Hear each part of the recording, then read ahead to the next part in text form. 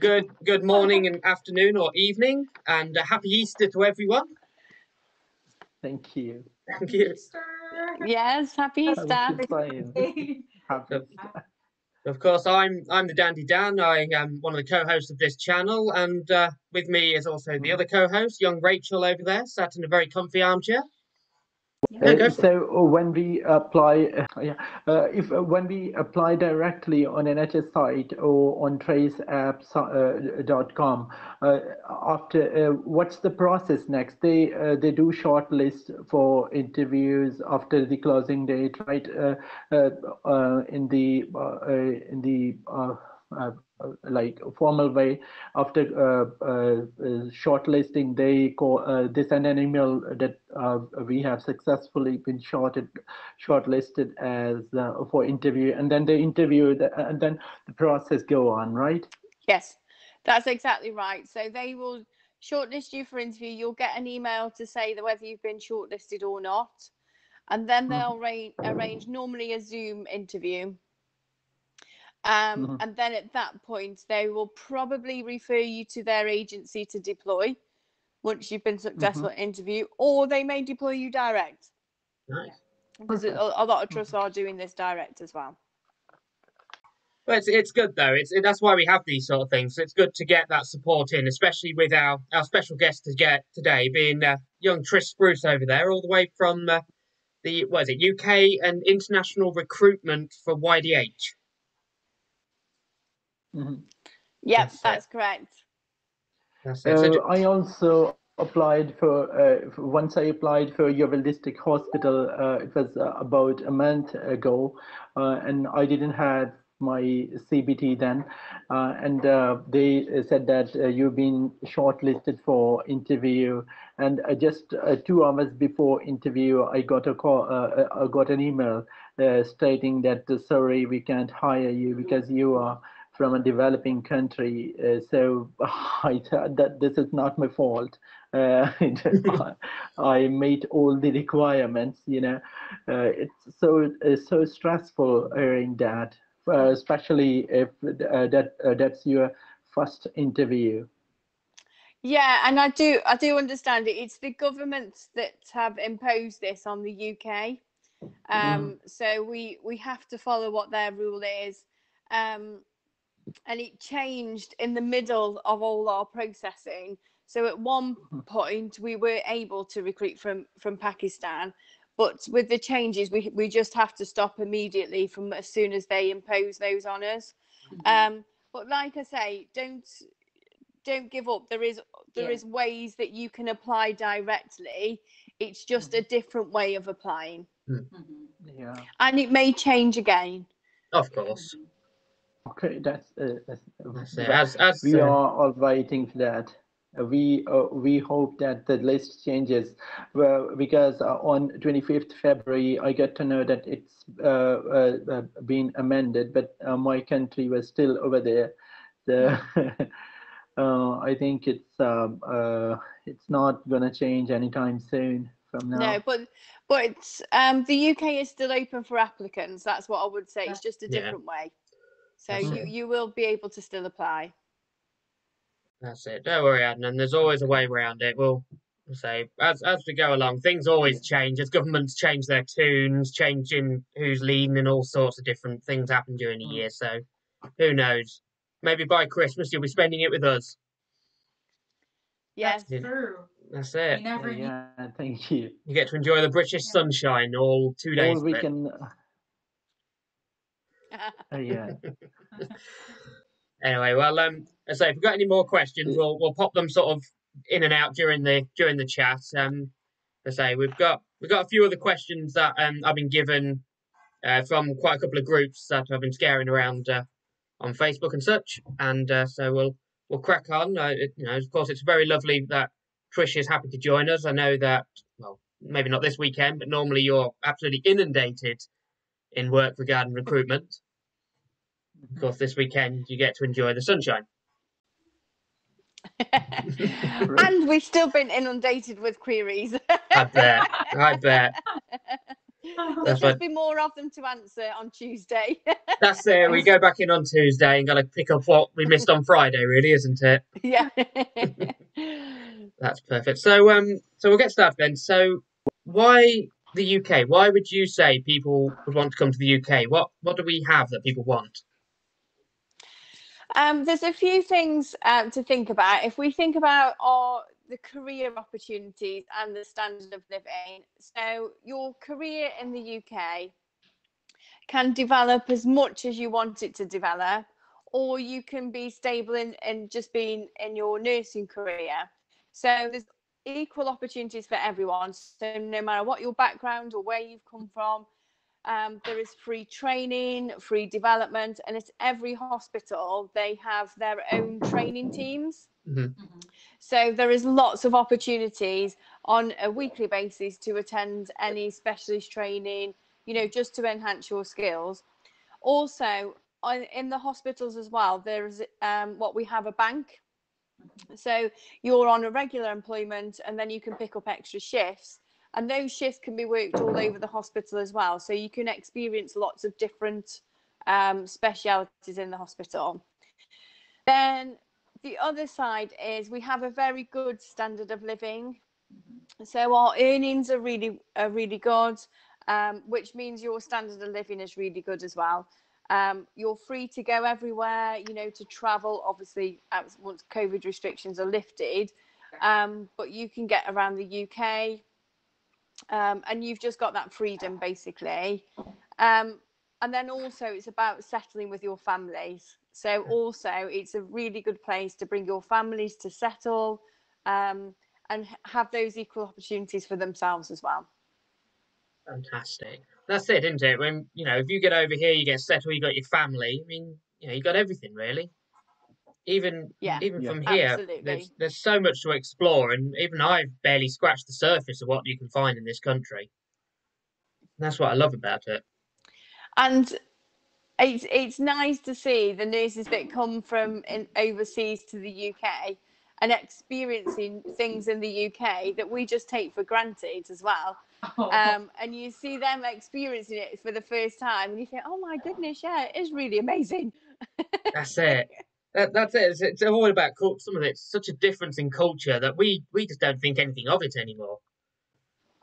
It is amazing. And it's like when we go over to the Philippines, and in your home countries you take things for granted, and then when we go over to the Philippines, it's like so amazing for us and just so different. Beach, the sun, mangoes, mangoes in the Philippine mangoes. I am missing them so much. I love Philippine mango. You come over here and they it was lovely. Oh, bless. So of course, a lot of people that want to come over here from various different countries, but what are the basic requirements that they need to come over here? So basic requirements are at least 12 months experience in an acute hospital setting, worked within the last 3 years. So in medical, surgical, ICU, ED. There is less vacancies for children's nurses. So the adult nursing area is the biggest recruitment. Also mental health nursing as well. So if you've been a psychiatric nurse overseas, there is a lot of vacancies and we're actively recruiting really a lot of mental health nurses. So that's the absolute minimum. And I have a lot of people that go through the stages but without the experience, go through the NMC process without the experience. And what I try to explain to them is just hold your NMC stuff because you need to get that experience first before you come over to the UK. That's it. So once that experience is in place, then it is around processing your English test, which is either an IELTS or an OET. We strongly recommend OET because it has a higher success rate. I know it's more expensive, but a lot of people pass first or second time, where IELTS can take a lot longer because the questions can just be generic, where OET, the questions are all about your profession. Yeah. So we recommend OET, but I do get that it is a lot more expensive. Then once you've passed that, you then need to start your NMC process, which is your application, your CBT, and then you're verifying all your qualifications. So sending off all your paperwork, like your good health paper agreement, your qualifications and your registration. And always do it in that order. So your English test is first. And the reason I say that is sometimes people are taking their CBT first and then it expires before they get to the UK. Yeah. But also once you've passed your English, we pay for everything else anyway. So your CBT and your NMC processing. So spend your money, save your money for your English test, because that is the hardest thing. Once that's done, the rest is easy. And it is so much easier. It is so much easier. And then once you're in the UK, you'll do your OSCE, which you know about, Rachel, very well. Yes. Yes. It will be a bit difficult or daunting for first timers, but once you're in the hospital, everyone is very supportive. Some of the trust will give you like a day for special OSCE trainings, and then the others will have some rooms for training like 24 hours, so you can't really say no. You will be very supported by the trust and your colleagues as well. So yeah, OSCE training, most trusts, well, all trusts have a dedicated OSCE training team. yes, It's completely free, the training is, and most hospitals pay for your first test as well.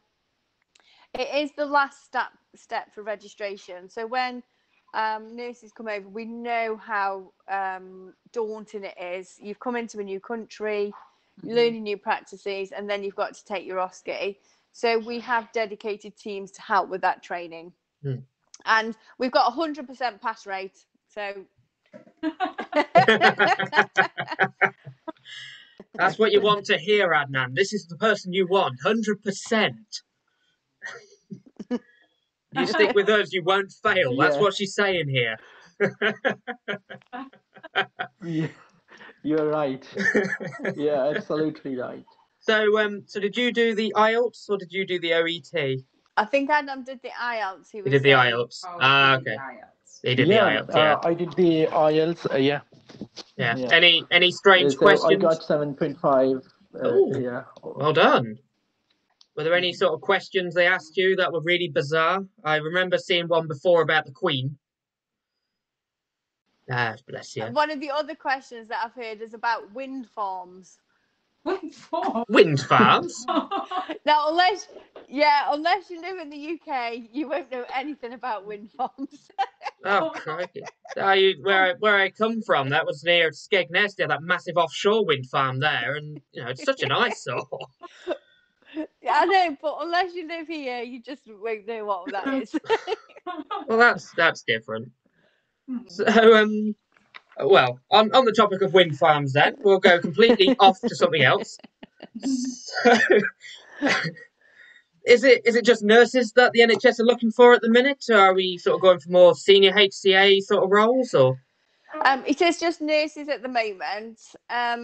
The HCA visa I know has opened up, but that was in response to the UK coming out of the EU. And we have a lot of care homes that recruit senior healthcare workers from Europe. So we needed to keep that route open. I have seen a few adverts, I have to say, in the Philippines in particular, where where agencies are recruiting HCAs.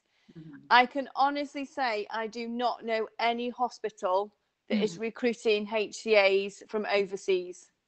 So just need to be aware of where they're placing people. So I may be wrong, but I am not aware of any. And the reason being is we have to make sure that in the UK we recruit from the UK first before we recruit overseas. And at the moment we haven't got a shortage of HCAs. That may change in 12 months.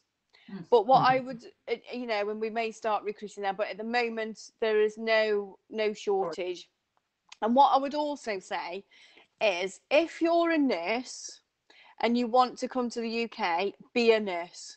Yes. Because once you come as a HCA, you de-skill your nursing clinical skills. Yeah. So I know it may be a simpler route, but long term you won't benefit from it. Stick with the path to be a nurse. Make sure your clinical skills are up to date and come to the UK as a nurse, because your visa will always be secure as a nurse, whereas a HCA may change. So if you're a nurse, come Be a and nurse. be a nurse with us. That's it. I suppose as well, because we're looking for that 12-month clinical skills in 3 years. Of course, every month you come over as a HCA, you're becoming less and less able to move on as a nurse. Absolutely. And once you're in the UK working as a HCA, it will be very difficult to keep your nursing skills up to date, because you're working as a HCA and not a nurse. That's it. So, yeah. I know it's difficult, and I know it seems an easier route, but don't give up. That's it. If you want to be a nurse, be a nurse. If you want to be a HCA, be a HCA. Fine. But don't go from nurse to HCA. Go from HCA to nurse, by all means. Yes. We'd rather you go up the ladder than down the ladder. Yeah. But, and your salary earnings will be a lot less as a HCA. That's the thing that you need to think about. If you want your family to come over, then you need to be able to secure that salary, really. Yeah, that's it, exactly. So so at the minute, what countries are the NHS usually sort of going to for hiring? So the Philippines and India are the main countries that people recruit from, and very strong presence in those countries. We are in the Philippines quite strong, and Dubai. So we will recruit from Dubai quite a lot. And we go in country, so we try and get to those countries to recruit.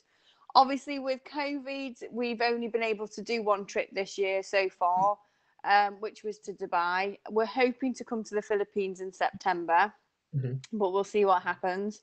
But virtually, we advertise in, like I say, India and the Philippines still, Saudi. We're advertising in Hong Kong, Oman and Sri Lanka. So literally we will recruit from everywhere that we can, that nurses want to come over. Well, that's great. I know we've got quite a lot of staff in Yeovil Hospital already from Sri Lanka. I know one of the wards, one of the senior sisters, she's Sri Lankan. I won't say her name, but yeah, we all know she is. Bless her. Yeah. Lovely lady. So I have the pleasure of working with her in my usual routine, so it's always a good laugh. Well, at Yeovil Hospital, we have 62 nationalities working in our hospital, and we're only a very small hospital. So the NHS is very diverse. I think it was on the news this morning that it's like 42% of NHS staff are from overseas. Wow. It's really high. That is. That's extraordinary. Yeah. But that's good. Wow. It just shows how much we rely on these overseas nurses to essentially fill the lacking that we have in our services. I mean, we provide this big free service to the country, but we need overseas nurses to come and help us, essentially. Yeah. And it's all staff. Yeah. So you'll meet all staff from different backgrounds. We're very diverse, and this is from everything from your domestic staff to your admin staff to your HCAs, nurses, doctors, whole range of multidisciplinary teams, really, from different backgrounds. It's amazing, actually. It is. We want to end our infection control. One of our leads there, she was an overseas nurse, wasn't she? Yes, absolutely. Yeah. There we got. I remember that because she moved up in the world quite well. I think in Dorchester Hospital, one of your practice educators, they were came over as a nurse as well, didn't they? Yes, and recently one of our dialysis specialist nurse, he's a Filipino, so we're really glad. Yeah, great. Yeah, he's been here for like 2 years, but the hospital is supportive. They're open to people who want to progress, and they're very supportive. And we're grateful because in our countries we have excess of these unemployed nurses, but here in the UK they are here to support us, welcome us, and Great. yeah. That's it. You know, it doesn't matter where you come from. If Yes. you're good at your work, we will reward that, and that's the important part. Absolutely. And if you want to progress, the opportunities are there for you. And that's just in everyone's different circumstances, aren't they? Some people, want to progress and want to move into education or training. And some people are quite happy to stay working on their wards or in their specialities. They've got a great team. So everything's, there for everybody to work in the NHS. At Yeovil, our OSCE trainers, 2 of our OSCE trainers are from the Philippines. Wow. There you go. We'll have to get them in here. Get them all in, more the merrier. Absolutely, they would love it. I bet. I will post a video of them when they did some. I'll send it from our Yeovil account where they did the International NHS Workers' Day, and they were on that. Yeah. They were press ganged into doing a video. Oh, bless them. But it's fun though. We need those sort of people that are up for doing that. That's great. That's why we do this, because it's to share our experiences with the wider public in the hopes that other people can learn from it and maybe get that support they need. Absolutely. That's it. That's why we do it.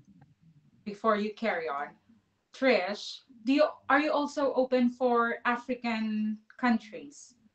Yes, so we can recruit from some African countries. South Africa is open and Zimbabwe.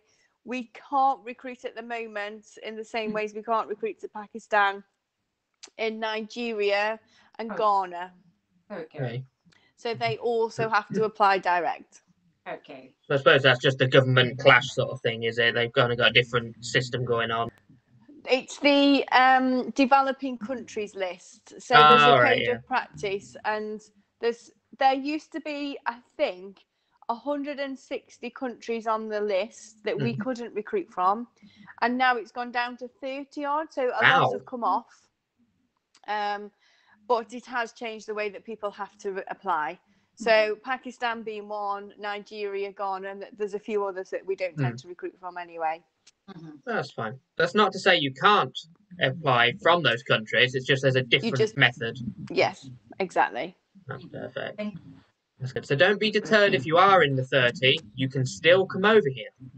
Yes. That's good. So so do you usually hire sort of directly, or do you use third-party recruitment sort of agents when you do go? So in Yeovil, we hire directly. We have to have an agency in the Philippines, obviously, to deploy from the Philippines because that's a legal requirement. But in the other countries, we'll hire direct and we won't use agencies. And that's just because we like to connect to the nurses ourselves, because we are the NHS ourselves. So we understand the pressures of the NHS, and we've brought over nearly 1,500 nurses so far. So we understand the process that they have to go through as well. Wow. It's not to say agencies don't do a good job, but there's some good agencies out there as well. I would just recommend you go to an agency who is experienced on deploying nurses. And also, if they are charging you a fee to deploy, then do not use them, because recruitment in the UK is completely free. There you go. Even if you have just queries, you can email any of the NHS trusts, any of their recruitment things for free, and they will answer as best they can. You do not need to pay anything. Absolutely. And you can email us if you're even deploying through another agency and you've got a question and they're not answering, just email us. Like I say, I'll drop my email in there and you can ask us a question. But we recruit as well. So Yeovil, like I say, we've brought over 1,500 nurses so far. So you can come to us and we can deploy you as well.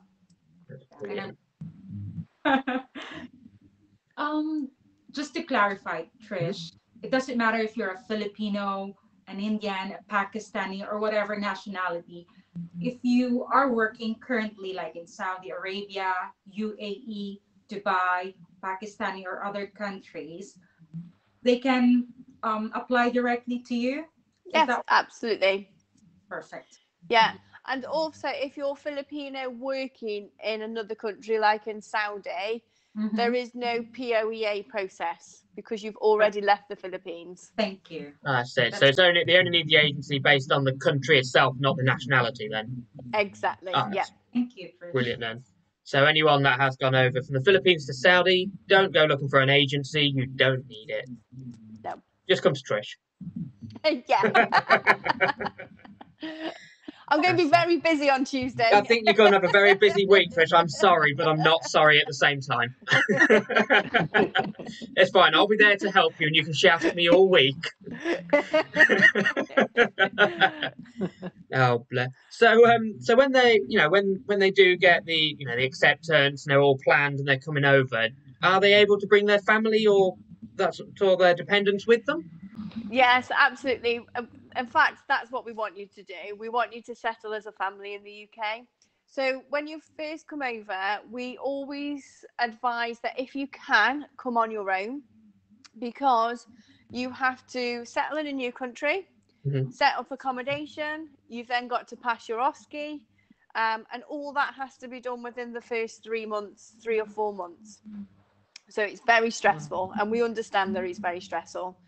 If you bring your family as well, that just heightens that stress, because then you've also got to look for schools and different things like that. So what we advise is come over firstly on your own, settle in, pass your OSCE, and then your visa's secure. Then your dependents come over, because you know which area you want to live in. You've been able to source a suitable accommodation, because when you first come over, the hospital will provide you with some free accommodation, but it's usually hospital accommodation, which is just single rooms. So you're able to go and source a good property for them, and then your family can join you, and you're already settled in the UK, so you know where the shops are, where the schools are, and things like that. So, but that's the aim. We want you to bring your family. And the trust will provide you with a letter for your dependents' visa processing that removes the financial implication of having savings in your account for your family. So when you go through the process, that makes a lot more sense, because that sounds like, what is she talking about? But basically, you have to have a set amount of savings. But because our work visa doesn't mean that you have to have that. Right. And visa processing for your family is about £250 per person. So it's been reduced quite a lot, because we want people to come and settle. That's brilliant, and that's a great support the NHS do. They really want their nurses to stay. Yeah. Absolutely, yes. They want you to come here, love it, and stay here. Yeah. They don't want you to come here and go, let's go back. No. Well, of course, that then brings us to the big hot topic, which is city hospital, countryside hospital. Wow. So I come from the city, but now I live in the country. So depends on what you're looking for from your kind of situation in the UK. If you're young, single, and want to connect with groups and communities in the city, then that is the city hospital, environment for you. Also, you may have families that live in the city, so you want to join them. So that's absolutely the way to go. There are bigger hospitals in the city.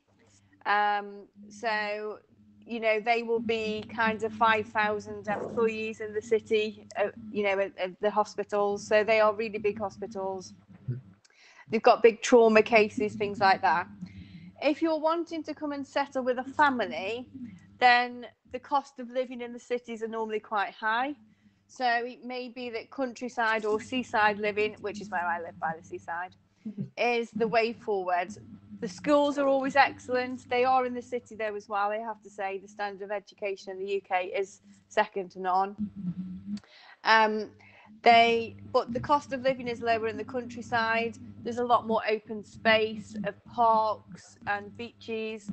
There'll be more family connections and more family communities to connect with. So that may help you settle a bit more in the UK with your family. So it depends what you want out of the UK and what you want to gain. That's it. I mean, come from myself. I mean, I've always lived in the countryside. I come from the east side of the UK, and then I've moved from there to the middle band, which is all cities, and then Yeah. I've come over to the west, which is all countryside again. So I've gone back, almost back to my roots. So I come from the Midlands, which Ooh. is a very city industrial area. Hmm. Cost of living was very low. And then I've moved to the countryside in the south, where the weather is a bit better. We Yes. have a bit more sunshine. It rains a lot in the Midlands, Hmm.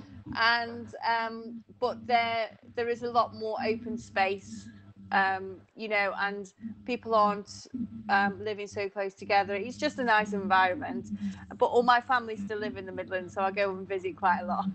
That's it. All my family is still back up in Lincolnshire in the Far East, so it's a Yeah. nice 6-hour drive to go and visit them if ever I fancy. It's Yeah. fine. You get a view of the country as you go along. Yeah. So you've always been countryside living, haven't you, Rachel? Yeah, I love countryside. And at the same time, not too far. We have, if you know how to drive, and we have buses as well. So it's pretty easy if you wanted to. It's not a problem at all. So of course we were talking before about the NHS providing sort of accommodation, free accommodation while they're here. What other support do the NHS do to their new nurses? So when you arrive in the UK, there is a lot going on at the moment with quarantine, Mhm. and it changes on a regular basis. So we have the Philippines and Pakistan that have just joined what we call the red list for travel. Mhm. So everyone will have heard over the weekend that there is a travel ban in the UK. That means anybody travelling for leisure isn't allowed to come to the UK. If you're travelling for work, you're allowed to enter the UK, but you'll need to go in quarantine.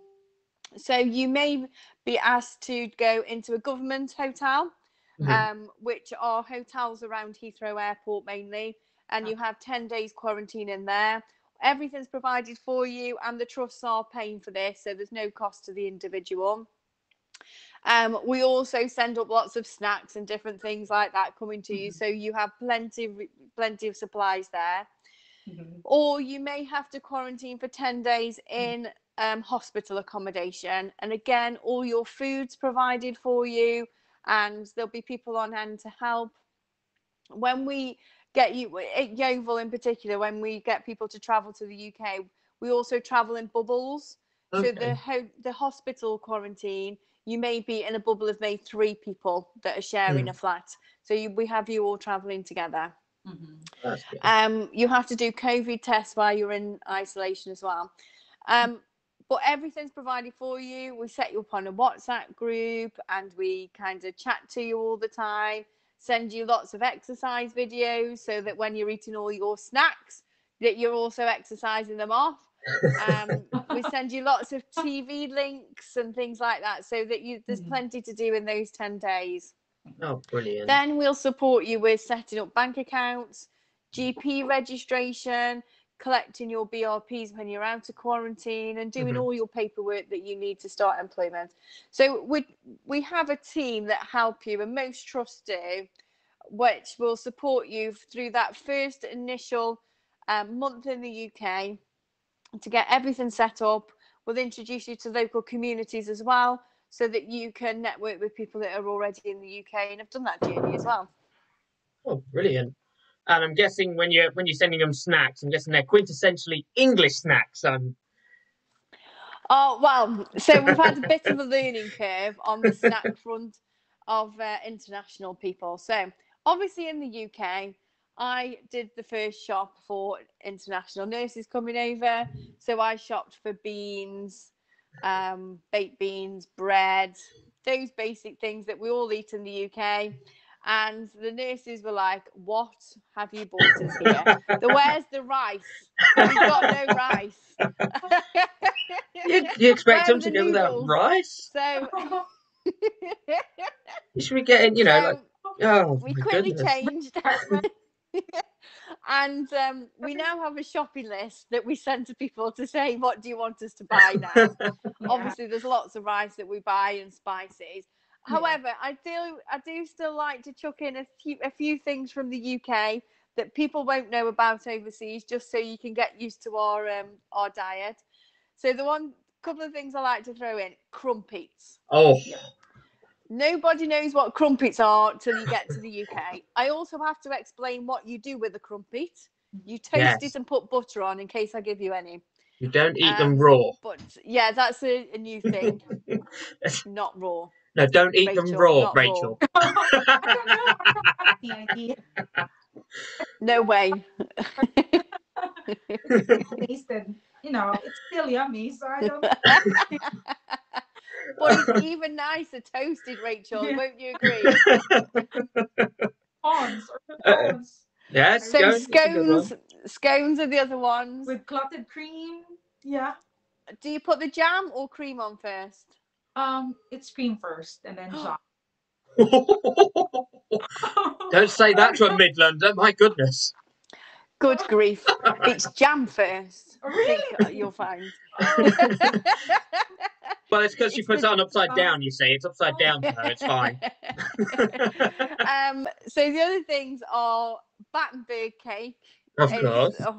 It's so British. Well, it's not. It's so German, but it's British now. So German, but traditionally British now.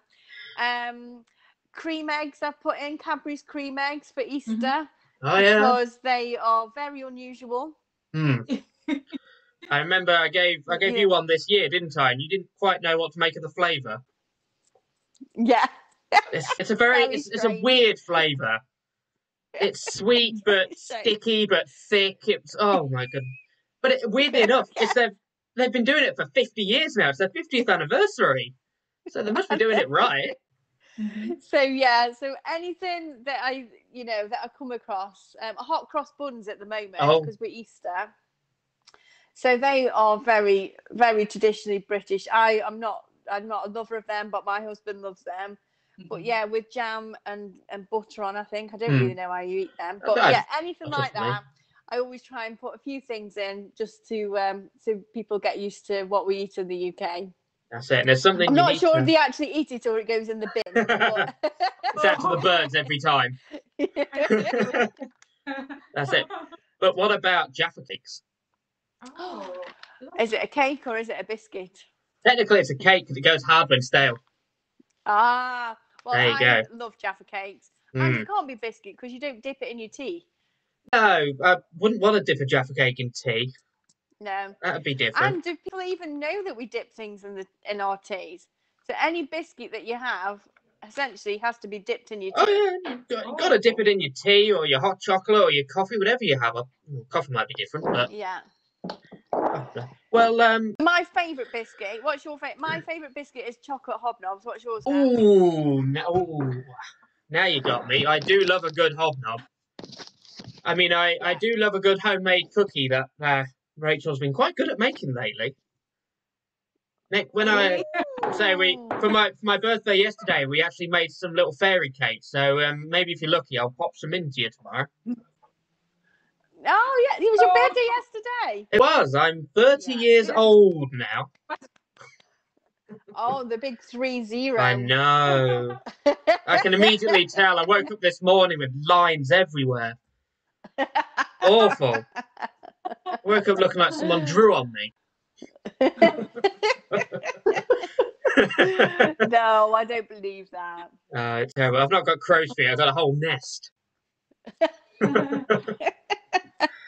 Oh dear. So, Rachel, what's your favourite biscuit? Now you come digestives. Oh, classics.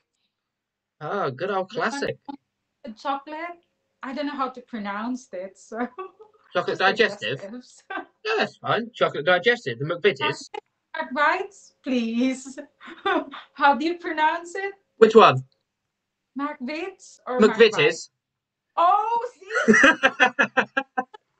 I don't know. I passed my IELTS. That's fine. You know, nothing like a good pack of McVitie's. Yeah. That's the Scottish brand. Yeah, I love them. Nothing like a good McVite. Love it. Well, on the topic of food then and everything else, what is the general cost of living here compared to the salary? I mean, I know a lot of these other countries, like the Philippines especially, think that, you know, we've got quite a high salary here, we've got quite a high cost of living as well, though. So, you know. I suppose some of that is very true. So we do have a higher cost of living than an overseas country, apart from Dubai. Obviously, that is a very high cost of living. But our salary is very high as well. So it kind of counteracts that. So you'll have your basic salary in the UK, but also you'll have the opportunity to earn extra through extra shifts, doing nights and weekends and bank holidays, all have extra premiums attached to them. And what most people say is food is really cheap. Rent is where most of your salary will go on, rent and bills, but I think that is everywhere anyway. But there is, you are able to save. You will have surplus money at the end of the month if you're, you know, if you budget correctly, you will be able to save. I love seeing when our nurses that have come over are buying like a car or buying a laptop or an iPad or, you know, something that they really wanted to save for. You are able to do that.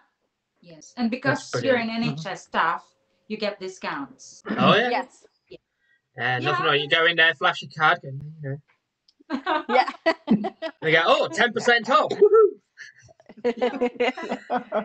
Absolutely. It's always good. I miss that. I miss when the restaurants. You know, them days when we used to go to restaurants. Oh. Used to go in there, and they go, you know, well, that'll be £20. Wow. And they go, oh, well. They go, oh, but that only applies for the last hour. Yeah. Oh, yes, you missed it. Oh, so dear. yeah, no, the rent, the cost of living is higher than most overseas countries, but so is the salary. So you will be able to have extra money to go on trips and go about and do activities with the kids and stuff like that. So yeah, it's a very good quality of life and a good standard of living. That's it. Sure. One thing we will definitely advise straight away is when you look at the cost of things in British pounds, do not convert. No convert. Do not convert into your own currency because you will have a heart attack. Yeah. Unless you convert your salary to your own money. Yes, do that. Yeah. And then it will, Yeah, convert your salary, don't convert your bills. When you look at a 2-bed flat at about £850, I did the research, it's about 56,000 Philippine pesos. Wow. Yeah, I did something very similar with Indian rupees as well. It's in that high, then tens of thousands. So just don't. Save yourself the stress. Yeah. So I guess exactly that brings us hand in hand into the next question, which is basically, what are other common misconceptions or big misconceptions that some of the overseas nurses have when they come to the UK? So the biggest thing when people come from overseas is the weather. Right. So in the UK, it's cold. Oh yes. Even summer is cold compared to any overseas country. It can be. So our summer probably tops about 28 degrees at the absolute maximum, and that might only be for a week. Yeah. The rest of the time in summer, it's around 22 degrees, around about that.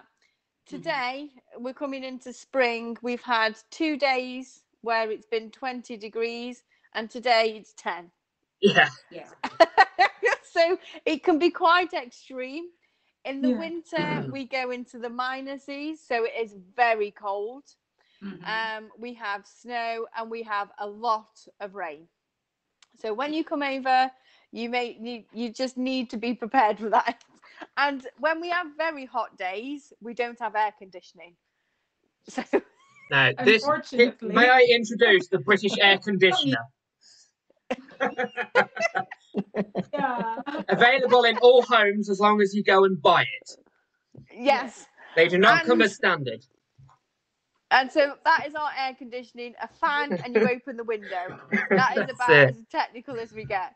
So it's very hot working in the UK in the summer, but our summer doesn't last very long. You may have a few days of really hot weather and then it rains. So the weather is always a problem.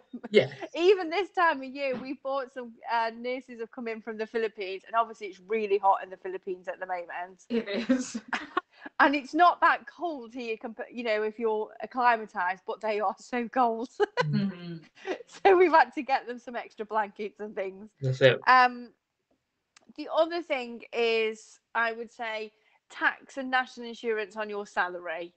So that's the one thing that we have to explain quite a bit of. So when you arrive in the UK, your tax is paid automatically through your salary. You have no choice. You can't opt out of it. Everyone has to pay a set amount. So we have to explain that. Pension as well. So in the UK, we automatically enroll you in a pension. You can opt out of that. So you have to just speak to your payroll teams to do that. But also, you will get financial security, absolutely, if you're able to budget well.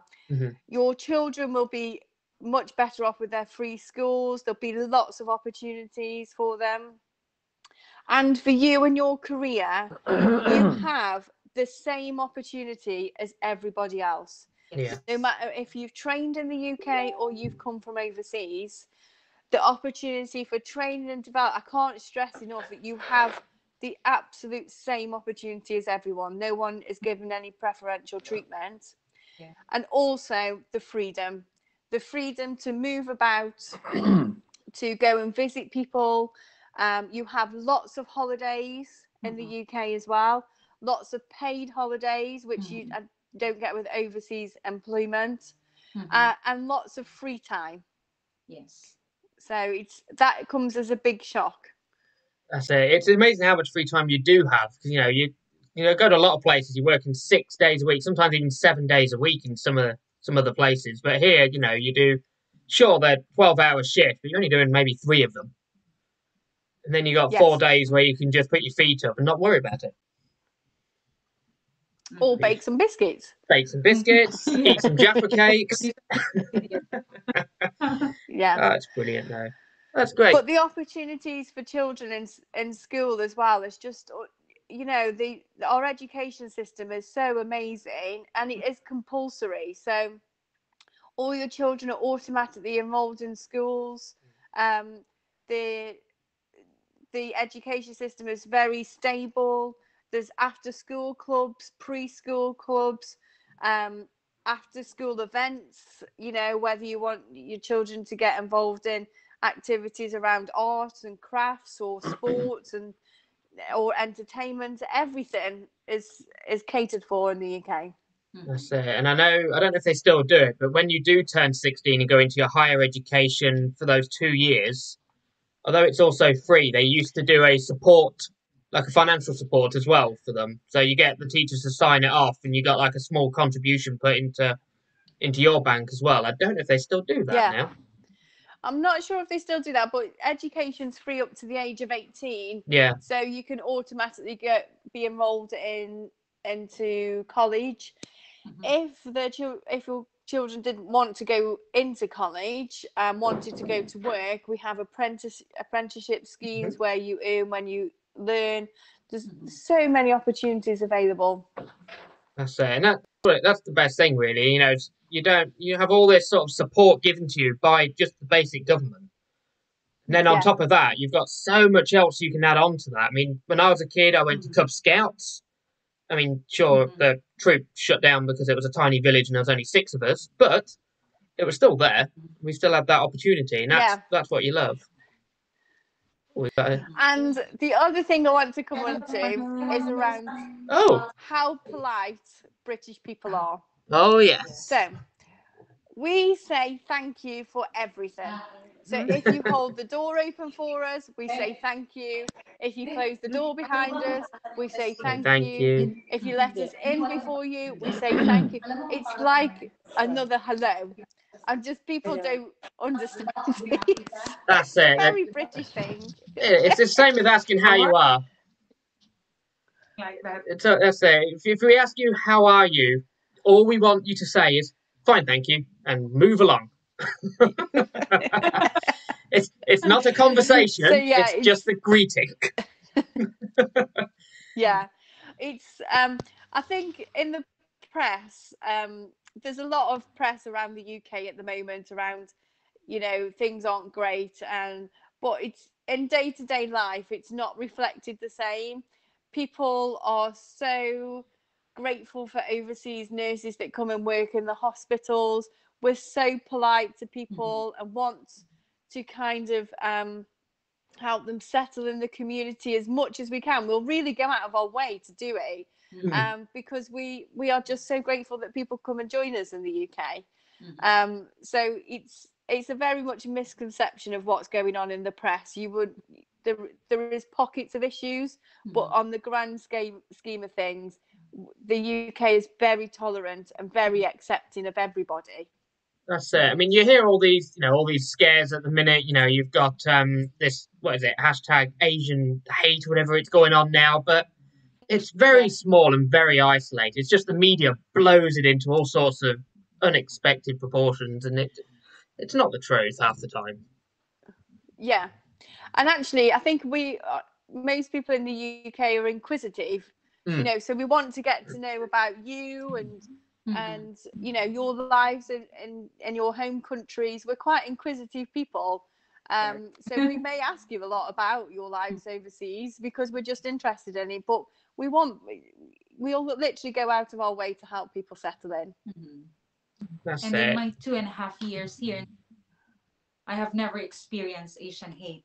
In fact, they're so welcoming. They even invited me to their houses, but unfortunately, because of lockdown, it's all pending. So I can assure English people are very kind and nice. No sugarcoating here, okay? That's it. Just a fact. We don't we sugarcoat some things. We do tend to sort of, as the saying goes, beat around the bush a bit. But then there's also some people who will just tell you it straight away, right to the point. It's just learning which Brit you're dealing with. That's it. And sorry to interrupt you. The other thing that I love about people in UK is their accent. Their accent is so fascinating that if they are speaking, you would say that I'm gonna keep listening, and even if they are saying something bad to you, you feel good. Oh, Adnan, you silly sausage.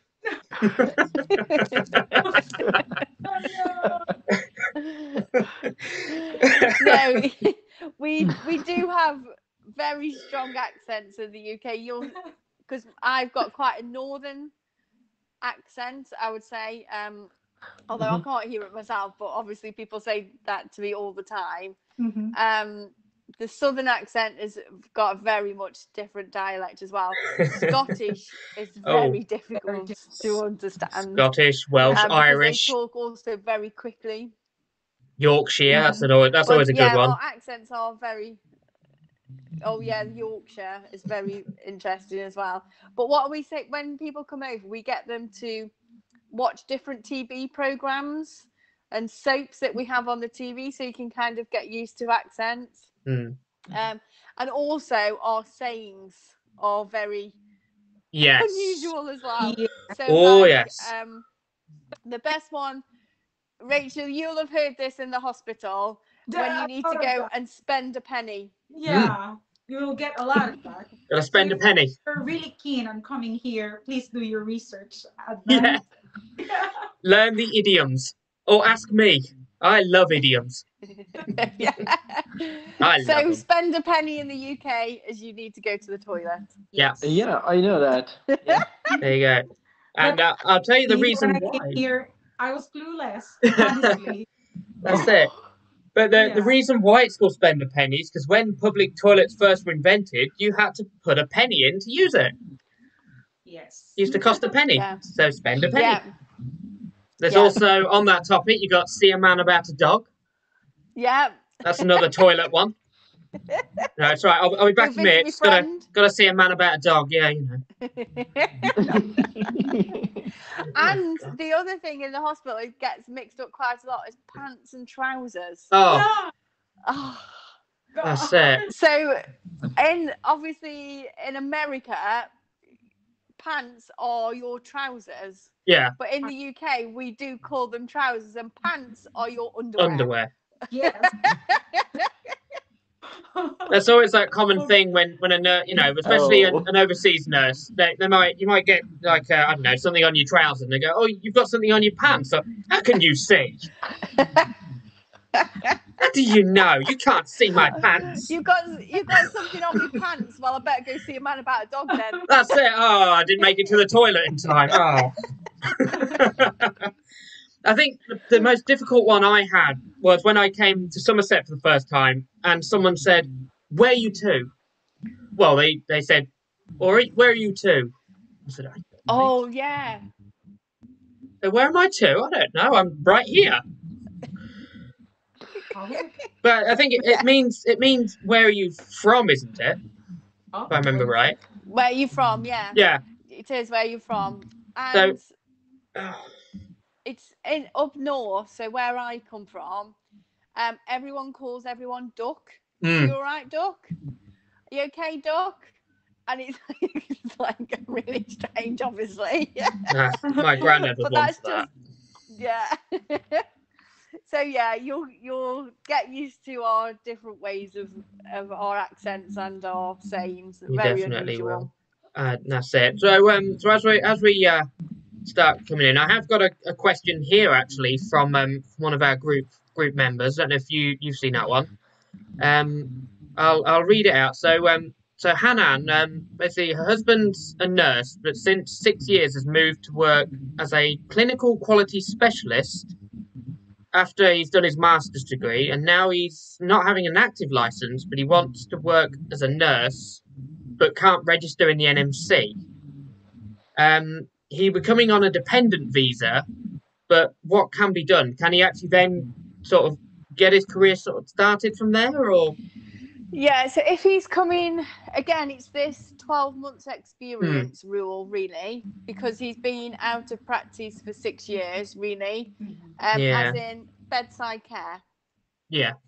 So if he's coming over on a dependent visa and joining her in the UK, what I would advise is the route around starting as a HCA in the hospital and building his knowledge back up as a HCA working in a clinical setting. Yeah. And then speaking to the trust to see if they will support him doing the English test, which he would have to do it anyway. So he would need to do that anyway. But then the trust may support him doing his CBT and NMC.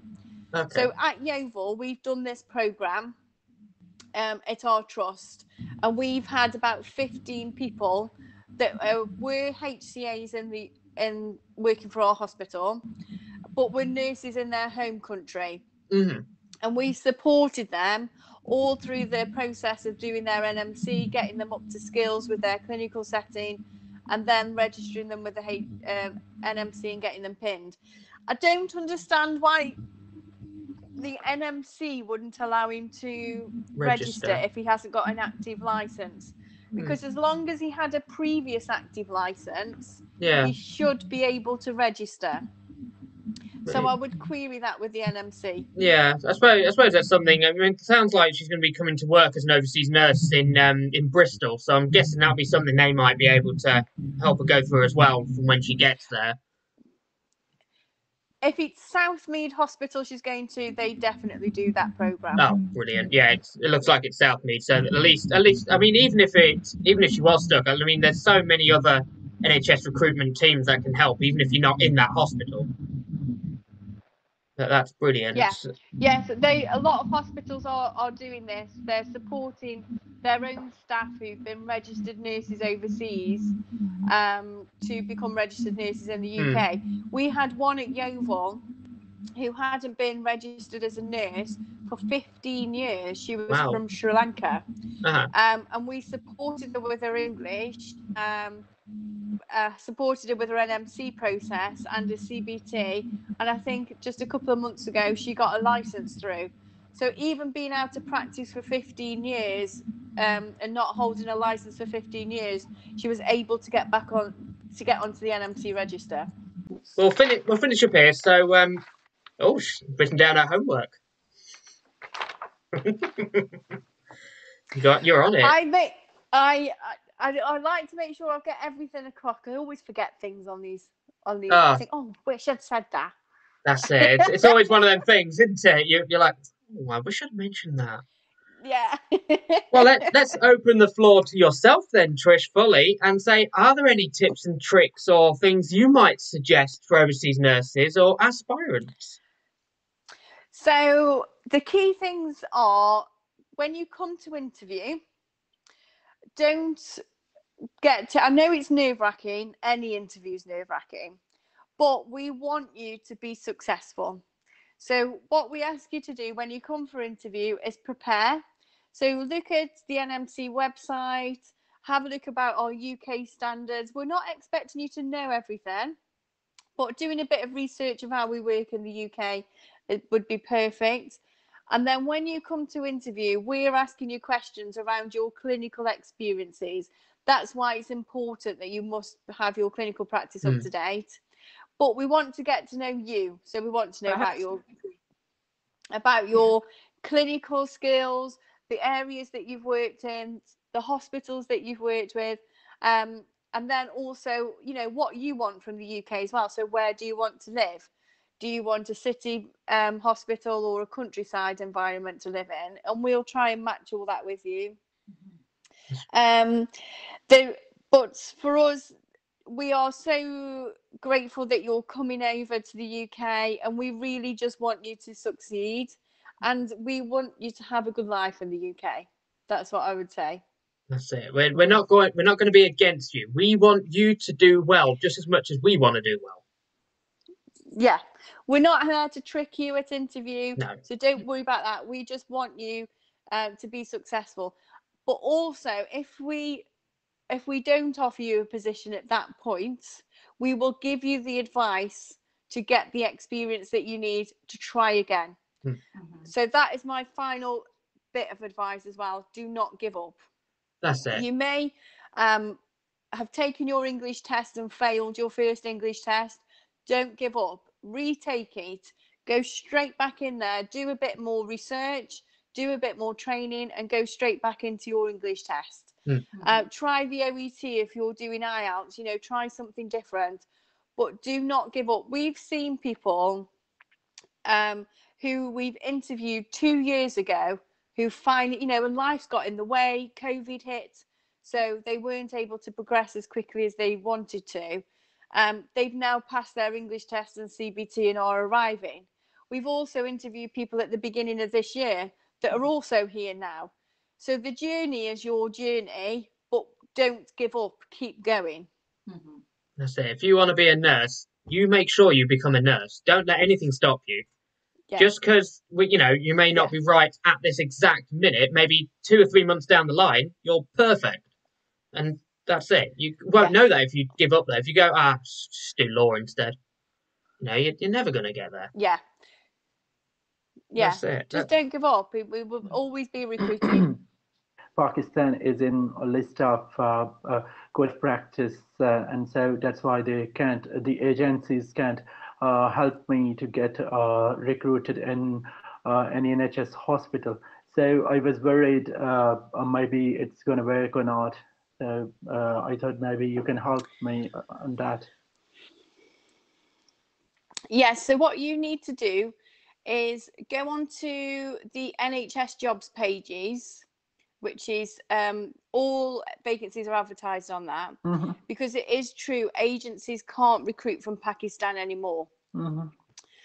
So, but you can apply for vacancies direct to the hospital. So what we can do is we've got a hospital that is interviewing people direct. And then what they do, once they've interviewed them themselves, they can then come to us once they've made the offer, and we can support you getting into the UK. So we're doing it in 2 ways at the moment. One, our Yeovil is interviewing on behalf of all of our trusts, but the ones where they're applying from countries on the red list, the do not recruit list, as it's called, they go to the trust direct. So if you have a look on NHS jobs, there is lots of vacancies for nurses. What I would say is, in your application, you need to be clear that all your NMC processing is complete and you're ready to come to the UK. Because if you'd only passed your IELTS, then perhaps the trust wouldn't recruit you. But because you've completed everything, you've got the strongest chance of actually getting deployed then. Can I ask you, what's your speciality in? Where do you work? Well, I have specialty in critical care nursing, but I have 7 years experience in emergency and critical care, intensive care unit as well. Okay. So what we can do then is, if you apply for jobs directly with the hospitals, if you are then having some trouble, contact us directly, and I'll be able to send your details directly to that hospital for them to interview you direct. So it's just a different way that you have to apply. And how to do that? So where should I contact? I can post my email in the group chat afterwards. Perfect. That would be great. Fantastic. So you were mentioning that I need to write that I have passed my CBT and IELTS and all that, and now I'm ready to work in the UK. So yes. Do I need to write all that in the supporting information? Yes. That's it. Yes. The more you tell them, the more they can work on. You tell them everything that you've got, then they'll go, great, you've got this, and they can tick it all off. Yeah. That's perfect. No, that's brilliant. And I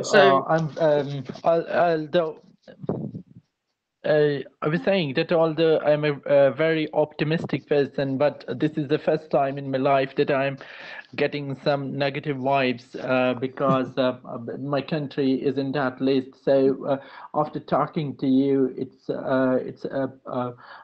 most of my concerns are now resolved, and I think I should keep working on it. I believe that it was waiting. I really am thankful to Eden, Trish, and Rachel. Thank you very much. You have been so supportive. You're very welcome. Yeah, we may face a lot of hurdles along the way, but as long as you pursue your dream and you don't give up, you'll reach it. Doesn't matter how long it takes. As long as you go forward, you'll reach it. That's it. Seriously, I really needed to hear that. Have faith in yourself and have faith in people who will help you. Exactly. And, when you do come over here, Adnan, give me a shout. I'll buy you your first drink. How's that? I'll take you to a British pub. Why not? I'll introduce you to the pub. Yes. So we'll all come down to Plymouth.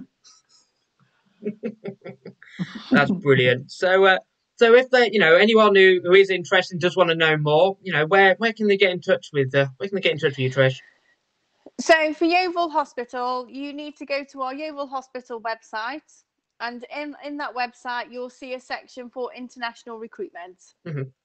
If you click in there, there'll be lots of information and where to contact us with your application. You can submit your CV as well. I'll also drop my email address in here as well if anyone wants to contact me. We are open to answering any queries. So we have lots of candidates that we are actively recruiting at the moment. So that's what I would say. So we're advertising in the Philippines at the moment. We've just done an advert in Dubai and Oman. We're also advertising in Hong Kong. So we are actively recruiting for nurses to join us this year. So go to our website, and I'll drop my email in as well. Fantastic. And of course, if they do want to hear anything otherwise, or they want to be part of this group for future things, just leave a comment here in the video, or you can tweet me on Twitter. I'll put my Twitter name in there. I don't bite, don't worry.